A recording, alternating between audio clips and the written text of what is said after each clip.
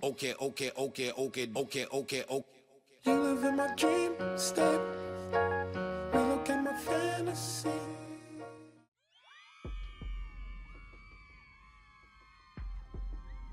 The year was 2017. Donald J. Trump, a man who had never held elected office before, had just been sworn in as the 45th President of the United States. The country was deeply divided, with many Americans still reeling from the divisive and bitter election campaign. Trump, a real estate mogul and reality TV star, had campaigned on a populist platform, promising to make America great again by bringing back jobs, cutting taxes, and repealing and replacing the Affordable Care Act, also known as Obamacare. Trump's victory had come as a surprise to many, and his presidency was met with a mix of excitement and apprehension. His supporters saw him as a political outsider who would shake up the status quo and bring about much-needed change. His detractors, on the other hand, viewed him as a dangerous demagogue who posed a threat to American democracy. The political climate in Washington was tense, with both Democrats and Republicans bracing themselves for a tumultuous 4 years. Against this backdrop of political polarization, Trump set about making good on his campaign promises. One of his top priorities was to enact sweeping tax cuts, which he argued would stimulate the economy and create jobs.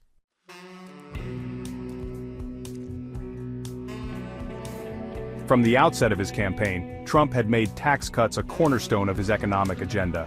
He argued that the American tax code was too complex, too burdensome, and was holding back economic growth.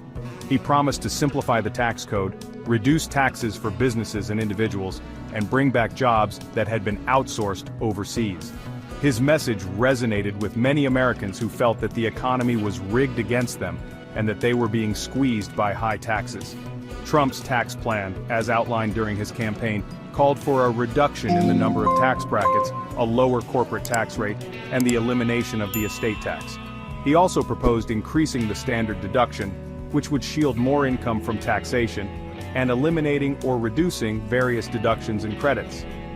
The promise of tax cuts proved to be popular with Republican voters, many of whom saw it as a way to put more money in their pockets and boost the economy. It also resonated with business leaders who argued that lower taxes would allow them to invest more, hire more workers, and increase wages. Trump's tax plan was not without its critics, however. Democrats argued that it would primarily benefit the wealthy and corporations, while doing little to help the middle class or the poor.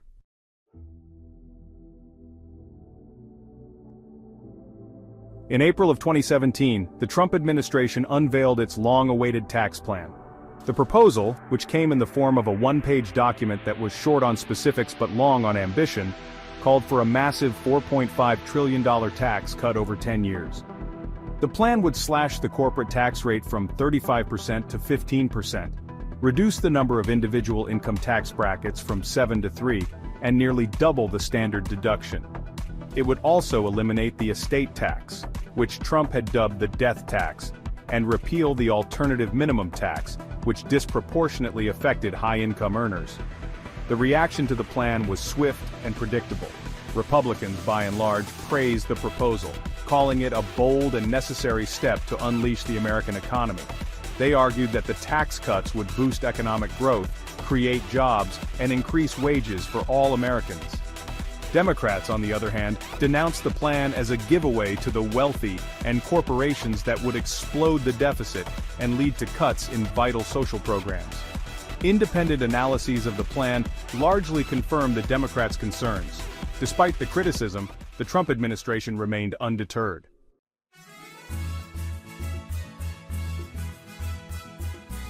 With the president's broad vision laid out, the responsibility of translating the one-page tax cut concept into concrete legislation fell to the House of Representatives.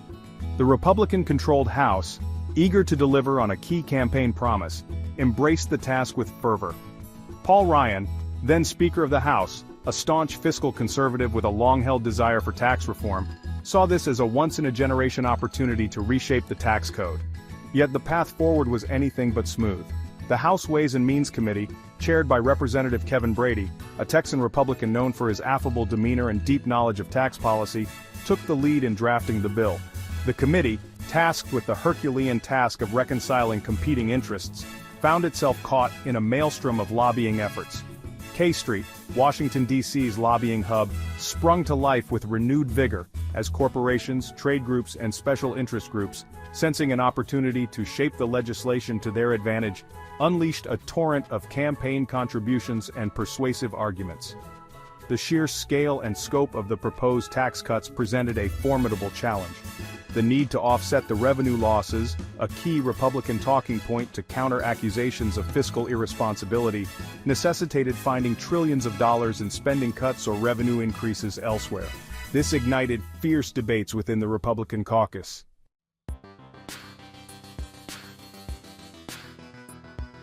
As the House Republicans labored to hammer out the details of their tax plan, the contours of who stood to benefit and who might lose out became increasingly clear. The centerpiece of the bill, the reduction in the corporate tax rate from 35% to 21%, was a clear victory for businesses large and small.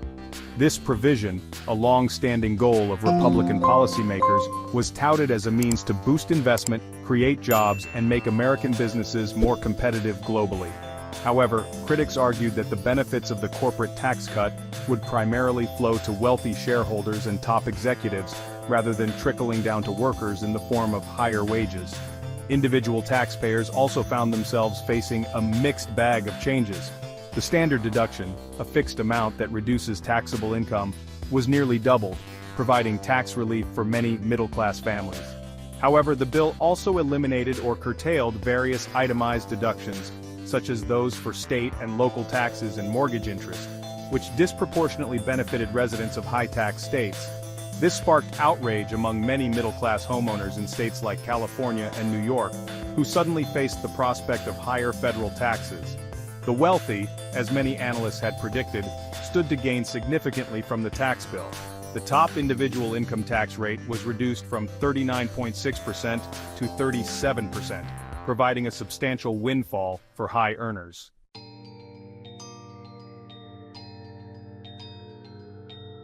As the House Republicans raced towards a vote on their tax bill, the American public watched with a mixture of anticipation, anxiety, and confusion. Public opinion on the bill was sharply divided along partisan lines, reflecting the deep political polarization that had come to define American society. Republicans, by and large, supported the bill, echoing the arguments of their elected representatives that the tax cuts would boost the economy and benefit all Americans. Democrats, on the other hand, remained overwhelmingly opposed, viewing the bill as a fiscally irresponsible giveaway to the wealthy that would harm the middle class and the poor. Adding to the complexity of the debate was the role of the media, which found itself tasked with explaining the intricacies of the tax code and the potential impact of the bill to a public increasingly distrustful of traditional news sources. Conservative media outlets such as Fox News and Breitbart News largely echoed the Republican talking points, portraying the bill as a much-needed economic stimulus that would benefit all Americans. Liberal media outlets such as MSNBC and CNN were more critical, often highlighting the concerns of Democrats and independent analysts who argued that the bill would primarily benefit the wealthy and corporations. Amidst the partisan rancor and media frenzy, it was often difficult to discern fact from fiction. The complexities of the tax code, coupled with the often conflicting claims of politicians and pundits, left many Americans feeling confused and uncertain about how the bill would impact their lives. This uncertainty fueled anxiety, particularly among those who stood to lose from the elimination or curtailment of certain deductions and credits. The air crackled with anticipation as the House of Representatives, the People's Chamber, prepared to debate and vote on the Tax Cuts and Jobs Act. The Republican majority, united in their desire to deliver a legislative victory for President Trump and their constituents, exuded confidence. Speaker Paul Ryan, a master strategist known for his command of policy details, orchestrated the proceedings with practiced precision. Republican representatives, armed with charts and figures, took to the floor to extol the virtues of the bill, promising a new era of economic prosperity fueled by tax cuts. Democrats, outnumbered and outmaneuvered, found themselves in the familiar role of opposition, their voices often drowned out by the Republican majority. They used their allotted time to denounce the bill as a reckless giveaway to corporations and the wealthy, a modern-day Robin Hood in reverse that would rob from the poor and middle class to enrich the already affluent. They pointed to independent analyses that contradicted Republican claims of widespread economic benefits, arguing that the bill would primarily benefit those at the very top of the income ladder. The debate, as expected, quickly devolved into a partisan shouting match, each side accusing the other of bad faith and economic illiteracy.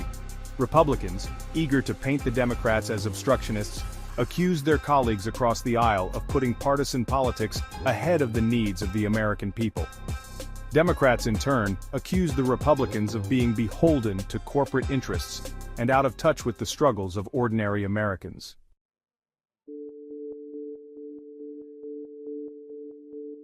The legislative process, often compared to sausage-making, is rarely pretty. The House floor debate on the Tax Cuts and Jobs Act provided a glimpse into the messy reality of how laws are made. Amendments were proposed, debated, and voted on, often in rapid succession. Republicans employed procedural maneuvers to block problematic amendments. Democrats used the amendment process to force difficult votes. They proposed amendments to restore deductions important to the middle class. These symbolic votes served a political purpose. Republicans added provisions to appease specific constituencies. The bill grew increasingly complex and unwieldy. Critics argued the bill was crafted behind closed doors. The House floor debate became a test of endurance. The Capitol building took on a surreal atmosphere. The fate of the bill hung in the balance.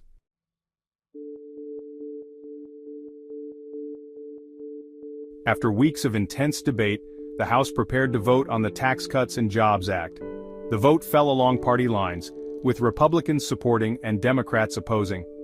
The final tally was 227 to 205. Republicans celebrated as Speaker Ryan announced the passage. Outside, protesters chanted against the bill. Democrats vowed to fight in the Senate. The battle over tax cuts had only just begun. The passage of the Tax Cuts and Jobs Act was shaped by key figures on both sides of the aisle. Paul Ryan and Kevin Brady led the Republican effort, while Nancy Pelosi spearheaded the Democratic opposition.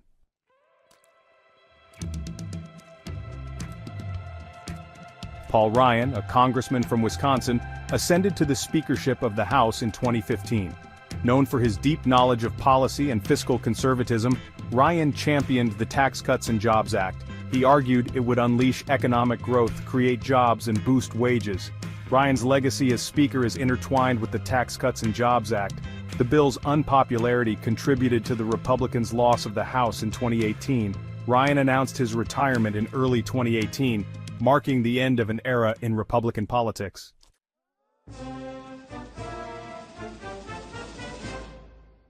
Nancy Pelosi, a congresswoman from California, is a formidable figure in American politics.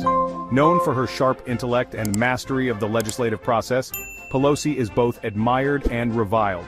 She made history in 2007 as the first woman Speaker of the House. Pelosi was a vocal critic of the Tax Cuts and Jobs Act. She denounced it as a scam benefiting the wealthy. Pelosi argued it would explode the deficit and cut social programs. She used the legislative process to highlight its flaws and rally public opposition. Pelosi deployed tactics to slow down the bill's progress. She encouraged her caucus to offer amendments exposing the bill's hypocrisies. She worked with outside groups to mobilize opposition. Pelosi used her platform to keep tax fairness in the public eye. While unsuccessful in stopping the bill, her efforts shaped public opinion. The bill remained broadly unpopular even after enactment. Pelosi's criticism resonated with voters feeling left behind by the economic recovery. The Democrats' success in the 2018 midterms was partly due to opposition to the tax law. Pelosi, returning as Speaker in 2019, vowed to push for tax code changes benefiting working families.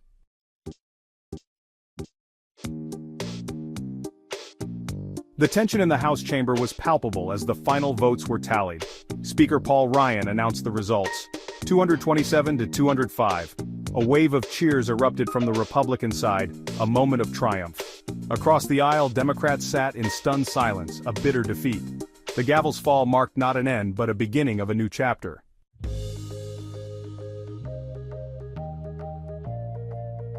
The House's passage of the Tax Cuts and Jobs Act sparked reactions from lawmakers, policy experts, and Americans. President Trump hailed it as a historic win, predicting economic growth. Speaker Ryan called it a victory for American families and businesses. Democrats condemned the bill, citing benefits for the wealthy and potential cuts to social programs. The bill deepened the partisan divide, leaving many questioning their representatives.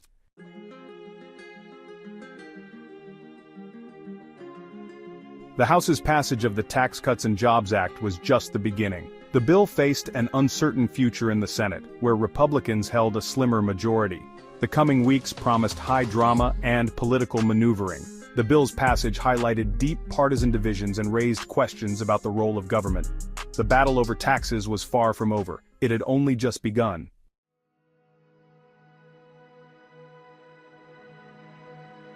The Tax Cuts and Jobs Act, signed into law in December 2017, marked a pivotal moment in American political and economic history. Proponents hailed it as a catalyst for economic growth, while opponents saw it as a giveaway to corporations and the wealthy. The reduction in the corporate tax rate was intended to boost competitiveness, but critics argued it would primarily benefit the wealthy. The bill's impact on middle-class families and the broader economy remains a topic of debate. Beyond economics, it raised questions about wealth distribution and the social contract in America.